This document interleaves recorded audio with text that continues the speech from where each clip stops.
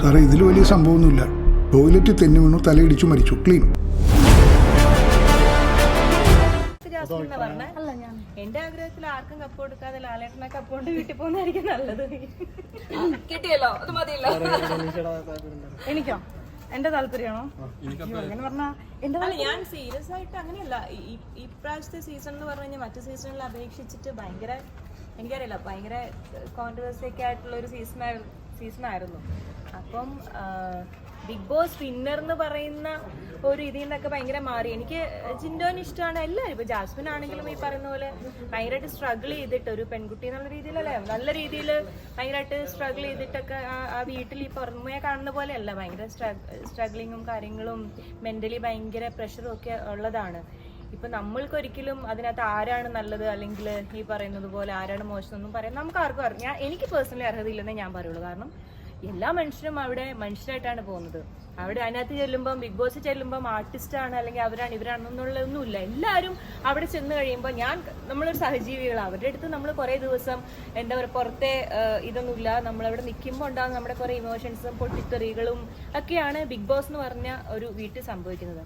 അപ്പൊ അവിടെ ചിലപ്പം ചിലവർക്ക് അഭിനയിച്ച് നിൽക്കാൻ പറ്റും, ചിലവർ ഭയങ്കര ജെനുവിനായിട്ട് നിൽക്കാൻ പറ്റും. അഭിനയിച്ചും പലരും ഇപ്പം ബിഗ് ബോസിലേക്ക് വരുമ്പോൾ പലതും പ്ലാൻ ചെയ്തിട്ടൊക്കെ വരുന്നവരൊക്കെ ഉണ്ടെന്ന് ഞാൻ പിന്നീട് മനസ്സിലാക്കി. അങ്ങനെ എൻ്റെ അടുത്ത് പോയവർ തന്നെ പറഞ്ഞിട്ടുണ്ട്, ഞങ്ങൾ കുറച്ചൊക്കെ പ്ലാൻ ചെയ്തിട്ടൊക്കെ പോയിട്ടുണ്ട് അങ്ങനെയൊക്കെ. ഞാനൊക്കെ വെറും പൊട്ടിയായിട്ട് ഇത് എന്താ സംഭവം എന്നൊക്കെ പറഞ്ഞിട്ട് ഇങ്ങനെ കാണാൻ പറ്റും. സൂയിൽ പോകുന്ന പോലെ ഇങ്ങനെ പോയ ആളാണ് ഞാൻ. അപ്പം പല രീതിയിൽ നമുക്ക് അവിടെ നിൽക്കാം, ജെനുവിനായിട്ട് നിൽക്കാം, നല്ല രീതിയിൽ നിൽക്കാം, എല്ലാ രീതിയിലും ഒക്കെ നിൽക്കാം.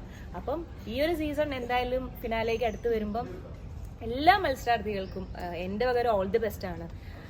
ഏറ്റവും ഡിസേർവിംഗ് ആയിട്ടുള്ള, കാരണം നമ്മുടെ ബിഗ് ബോസ് മലയാളം സീസൺ എന്ന് പറയുമ്പോൾ എല്ലാവർക്കും ഇപ്പം അതിനെ നല്ല രീതിയിൽ കാണുന്നവരുണ്ട്, ഭയങ്കര റെസ്പെക്റ്റ് ആയിട്ട് കാണുന്നവരുണ്ട്, ഇഷ്ടത്തോടെ കാണുന്നുണ്ട്, ബിഗ് ബോസ് ഇഷ്ടമല്ലാത്തവരൊക്കെ ഉണ്ട്.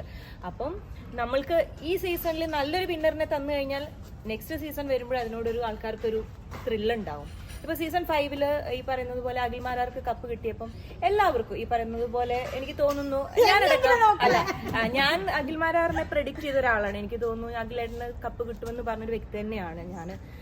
ഡിസേർവിംഗ് ആയിട്ടുള്ള ആൾ തന്നെയായിട്ടാണ് ഞാൻ ഇപ്പോഴും വിശ്വസിക്കുന്നത്. അപ്പം നല്ല ആൾക്ക് തന്നെ കപ്പ് കിട്ടട്ടെ. നമ്മളുടെ എന്താ പറയുന്നത്, നമുക്ക് എല്ലാവർക്കും ഇപ്പോൾ നല്ലൊരാൾക്ക് കിട്ടുമ്പോൾ നമുക്ക് അതിൽ അഭിമാനിക്കാം. അയ്യോ ഞാൻ സീസൺ 6 ആളായിരുന്നു. അല്ലെങ്കിൽ ഞാനിപ്പോൾ പറയുന്നത് സീസൺ 5 എന്നെ സംബന്ധിച്ചിടത്തോളം സീസൺ 5 എനിക്ക് ഏറ്റവും ഇഷ്ടം എന്ന് പറയുന്നത് എനിക്ക് എൻ്റെ സീസൺ 5 എനിക്ക് ഭയങ്കര ഇഷ്ടമാണ്. ഈ പറഞ്ഞ പോലെ ധന്യ ഉണ്ടായിരുന്ന സീസൺ ആണെങ്കിലും ദിൽഷ അവരൊക്കെ എനിക്ക് ഇഷ്ടമാണെങ്കിൽ കൂടി ഞാൻ ഉണ്ടായിരുന്ന സീസൺ എനിക്ക് കുറച്ചും കൂടെ കൂടുതൽ ഇഷ്ടമാണ്. കാരണം റിനീഷ അല്ലെങ്കിൽ കുറേ പേര്, സെറീന, അഖിൽ, ശോഭ, അങ്ങനെ ഒത്തിരി നല്ല ആൾക്കാർ. ഞാൻ ഇപ്പോഴും പറയും, ഞാൻ തന്നെ അതിനിട്ട പേര് സ്നേഹ വീടുന്നായിരുന്നു. ഒരു കൂട്ടായ്മ ഉണ്ടായിരുന്നു. ഇപ്പോഴും ആണെങ്കിലും നമ്മളൊക്കെ നല്ല രീതിയിൽ തന്നെയാണ്. ആ ഒരു ഇപ്പോഴും കാണുമ്പം അല്ലടി ഇപ്പോഴും കാണുമ്പോ ചേർത്ത് നിർത്താൻ പറ്റുന്ന രീതിയിലാണ് ഞങ്ങൾ ആ ബിഗ് ബോസിൽ നിന്ന് ഇറങ്ങിയത്. അപ്പം അല്ലേ ധന്യ, അപ്പം അടിപൊളി നല്ലൊരാൾക്ക് തന്നെ അല്ലേ കിട്ടട്ടെ അല്ലേ.